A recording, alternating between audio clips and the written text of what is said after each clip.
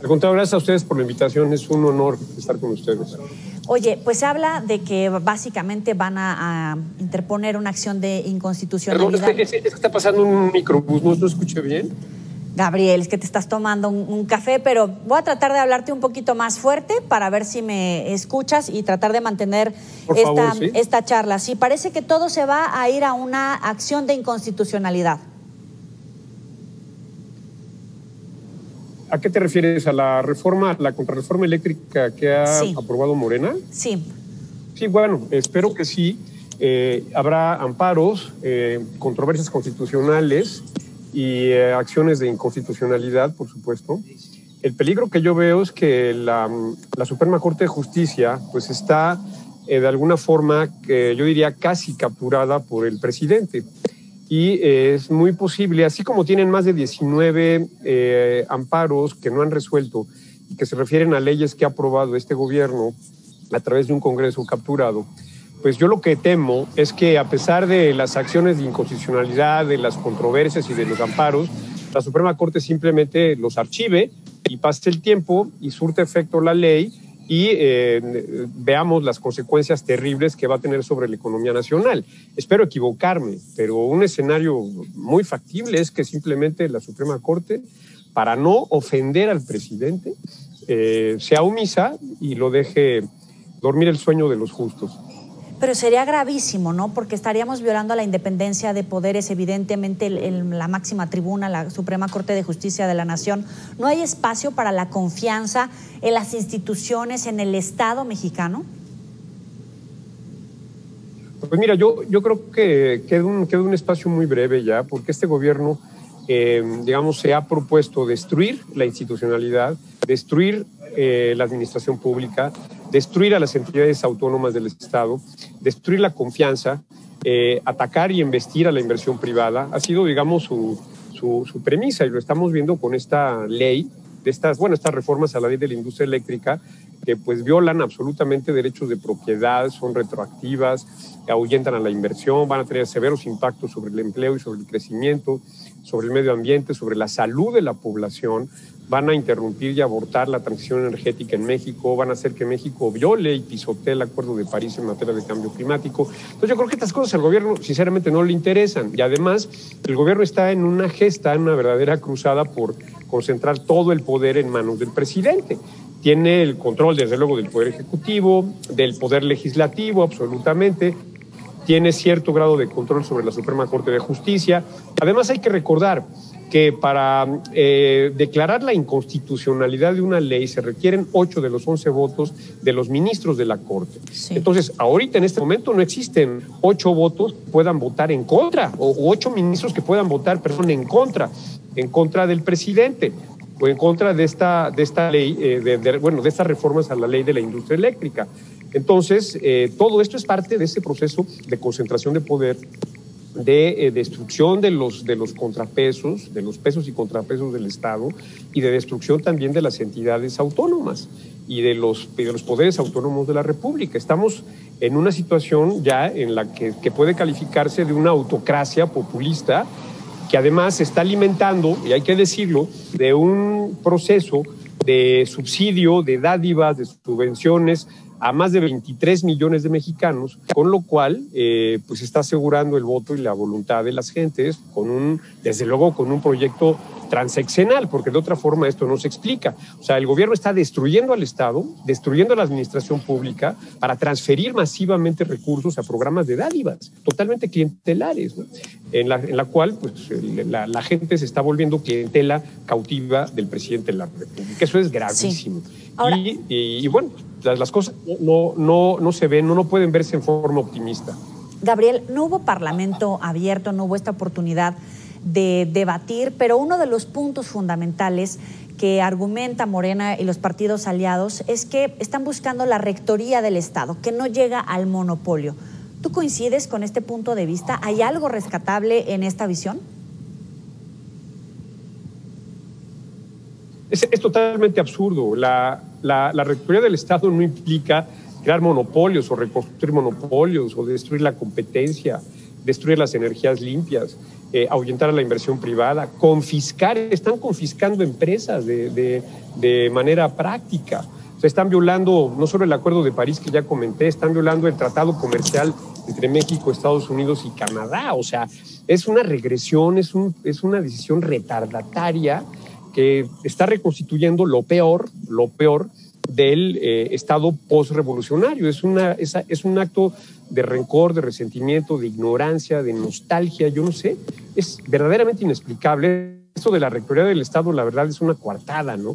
El Estado no asume ningún tipo de rectoría, creando monopolios y violentando la ley y la Constitución y con una embestida en contra de las empresas privadas y en contra de las energías limpias. Lo que está haciendo el gobierno con esto es dándole el privilegio a la Comisión Federal de Electricidad de quemar combustóleo en sus centrales termoeléctricas, combustóleo que se genera en la refinación de petróleo, que es una de las prioridades del gobierno. Entonces, es una mancuerna, más refinación, más combustóleo, y hay que deshacernos de él quemándolo en las plantas termoeléctricas, a pesar de que matemos a los mexicanos y literalmente a pesar de que violemos acuerdos internacionales y la propia Constitución, ¿no? Es algo verdaderamente demencial, es algo delirante. Yo creo que no tiene otro tipo de calificativos. Claro, pero escuchando a todos los participantes hoy en este debate en el Senado de Morena, argumentaban, por ejemplo, que ni retirando toda la quema de combustibles fósiles se lograría reducir el impacto ambiental, reducir estos bonos de carbono a los que México se ha comprometido en el Pacto de París. Por tanto, no tenía ningún caso el esfuerzo que puede hacer México en este sentido, porque otras potencias lo están haciendo.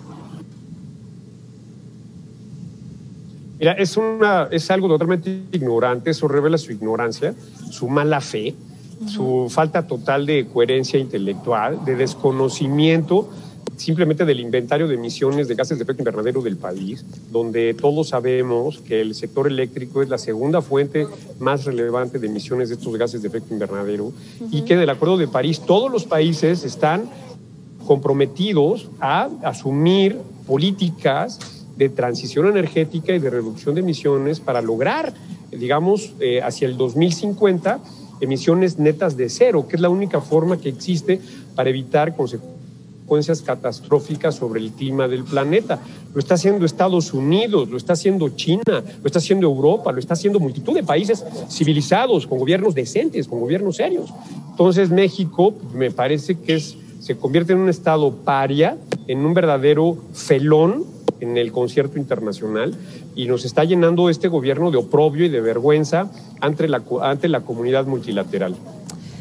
Ahora, hay muchos expertos, sobre todo en Estados Unidos, algunas editoriales que alertan que este paso no solamente va hacia el monopolio, sino que advierten del riesgo de expropiación. ¿Tú lo ves así? Sí, claro. De hecho, es una expropiación de facto.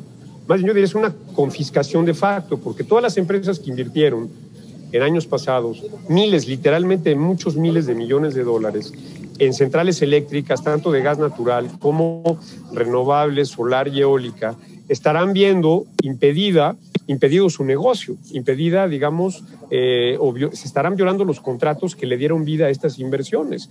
Son empresas que no podrán subir su energía a la red, no podrán, inyectar energía limpia a nuestra red de transmisión porque estarán bloqueados por las centrales termoeléctricas sucias y mucho más caras de la Comisión Federal de Electricidad que usan combustóleo.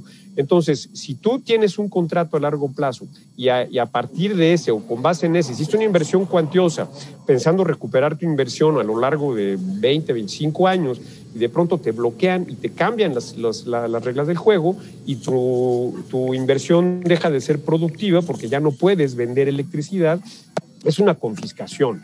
Y esto va a traer consecuencias muy graves sobre el gobierno mexicano y eventualmente pues alguna confrontación con los Estados Unidos. Eso yo lo veo como algo inevitable.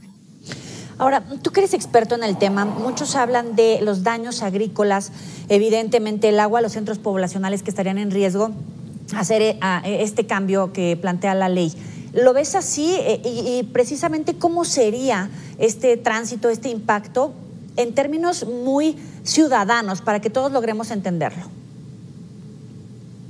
Mira, para que la gente lo entienda, esto va a tener un severo impacto sobre los precios de la electricidad, en primer lugar. ¿Por qué? Porque las energías sucias, el combustóleo, es mucho más caro en términos de precios por kilowatt hora en una central eléctrica. Las energías limpias demostraron en las últimas subastas de energía limpia que este gobierno ha cancelado, que son las más baratas, que sus costos son los menores. Y que desplazan y compiten muy favorablemente con las energías fósiles. Lo que está haciendo el gobierno es volver a las energías fósiles y teniendo un sistema eléctrico que va a ser mucho más costoso. Ahora, ¿quién va a pagar eso? ¿O lo vamos a pagar nosotros, los hogares? ¿Lo van a pagar las empresas? ¿O lo va a pagar el gobierno con más subsidios? Lo cual va a significar pues un golpe terrible a las finanzas públicas. Y en segundo lugar, lo que le debe importar a la gente es que esta reforma tiene el objetivo de usar masivamente combustóleo, que es, como ya lo dije, es el combustible más sucio, contaminante que existe, que es el residuo de la refinación de petróleo, que es la principal fuente de emisiones de partículas respirables, PM2.5, dióxidos de azufre y otros contaminantes, que es causante de muchísimas enfermedades cardiovasculares, cerebrovasculares, respiratorias, de cáncer, y está demostrado ya también de una mayor mortalidad por COVID. Entonces, el gobierno literalmente está matando a la gente. Déjame decirte que simplemente la termoeléctrica de Tula, que está aquí cerca de la ciudad, que consume básicamente combustóleo, es responsable de la muerte de más de 14,000 personas al año en la zona metropolitana de la Ciudad de México. 14,000 muertes atribuibles, muertes prematuras atribuibles a la contaminación que genera la termoeléctrica de Tula. Entonces, imaginemos esto todo generalizado en el territorio nacional. Pues el gobierno lo que está haciendo, y déjame decirlo, a lo mejor suena terrible, pero es un genocidio ambiental, además de todo lo que ya comentamos. Claro, pero incluso algunos ven que todo se está acomodando para que se pueda consumir el combustóleo. No solamente resarcir el daño ambiental, sino de alguna manera procesarlo y que nosotros paguemos el costo ambiental por esta decisión. Así es. Esa es la lógica del gobierno. Y ahora, ¿por qué lo hace? Yo creo que es un tema ya de delirio, ¿no? De perversión, de ignorancia, de ineptitud, de incompetencia, de todo esto junto, ¿no? Es algo que es inconcebible en pleno siglo XXI, ¿no? Verdaderamente es algo que debe llenarnos de azoro a todos. Te agradecemos como siempre estos minutos para el auditorio de Mega Noticias, Gabriel Cuadri, un placer. Al contrario, es un placer de mi parte, muchísimas gracias, un abrazo. Hasta luego.